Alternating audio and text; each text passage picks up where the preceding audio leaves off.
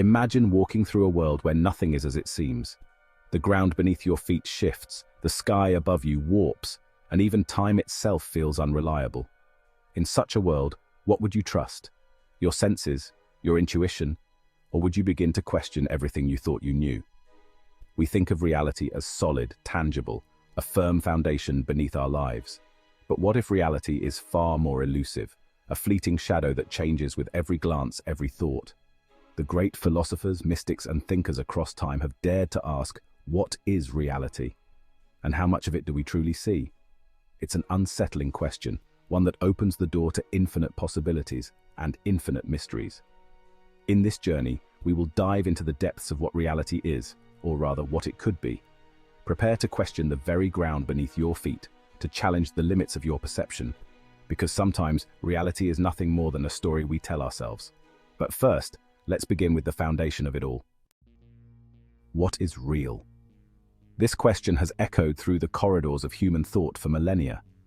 Philosophers like Plato told stories of prisoners in caves, mistaking shadows for the real world, while modern thinkers like Baudrillard warn of hyperreality, where the lines between reality and illusion blur until they disappear. Our understanding of reality, it seems, is always mediated by something: perception, experience, even culture. Reality, as we know it, isn't fixed. It's fluid, shifting, and personal. What we see, hear, and feel depends on more than just the world out there. It depends on the mind interpreting it. As Plato put it, reality is created by the mind. We can change our reality by changing our mind.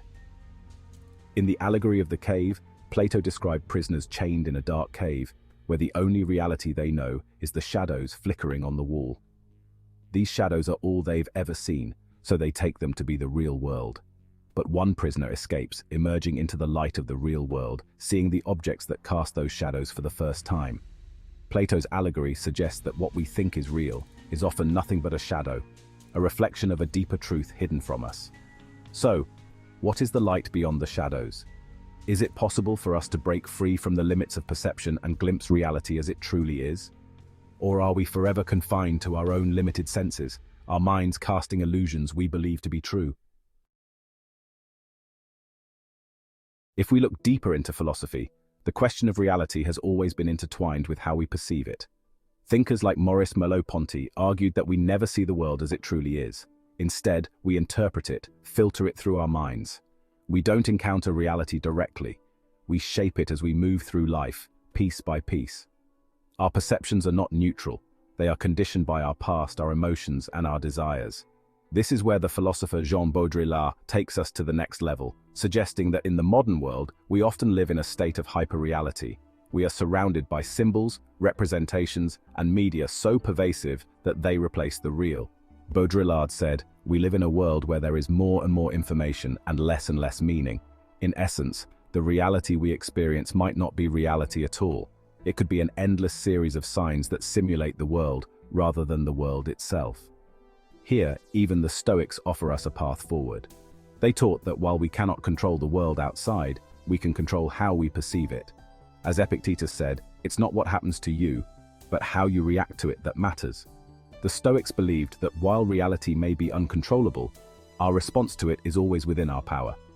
In this way, reality becomes a dance between the external world and our inner selves. The world, unpredictable and often uncontrollable, meets the steady, deliberate mind, the mind that interprets, understands, and finds meaning. But how much of reality is real, and how much of it is constructed by the mind itself? Modern psychology suggests that we don't passively observe the world around us, we actively create it. Cognitive biases, memory, and emotions all shape the world we see, transforming raw data into personal experiences. Our minds are the architects of our own reality, constructing meaning from the chaos of sensory input.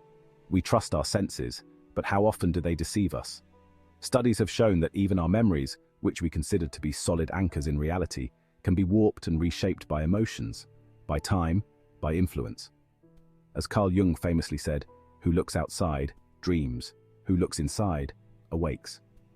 Jung believed that reality is, in large part, a reflection of the unconscious mind. The inner world shapes how we perceive the outer world.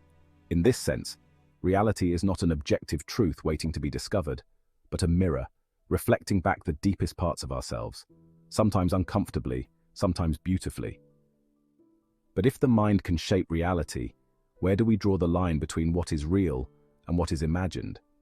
This is where the boundaries blur. What if reality, as we know it, is nothing but an illusion of the mind, an ever-shifting creation of consciousness itself? But what is this truth? It is often referred to as Leela, the cosmic play of existence. Life, in this view, is not a series of fixed events but a dance, a performance in which everything is interconnected, fluid, and constantly changing. The mystics teach that the nature of reality cannot be grasped through the intellect alone. It must be experienced directly. As Rumi, the great Sufi mystic, once said, "Do not be satisfied with the stories that come before you. Unfold your own myth." The search for reality is not just about understanding. It is about awakening to the deeper truth that lies beneath the surface of our daily lives. So what can we say about reality? Is it something fixed and solid, or is it a fluid, ever-changing process shaped by perception, mind, and spirit? Perhaps reality is not something we can ever fully grasp, but rather something we must continually explore. As Plato suggested, we may be prisoners, watching shadows on the wall, but there is always the possibility of stepping into the light, if we are willing to question, to explore, and to look beyond the surface. In the end, reality is not just what we see. It is what we experience, what we create, and what we become. As the Stoics remind us, while the external world may be beyond our control, the way we perceive it is within our power. And as the mystics teach, reality is more than just appearances. It is the play of existence itself, the dance of the infinite. Perhaps then the real question is not what is reality, but rather how will you choose to perceive it? Reality in all its complexity and mystery awaits. Are you ready to see it with new eyes?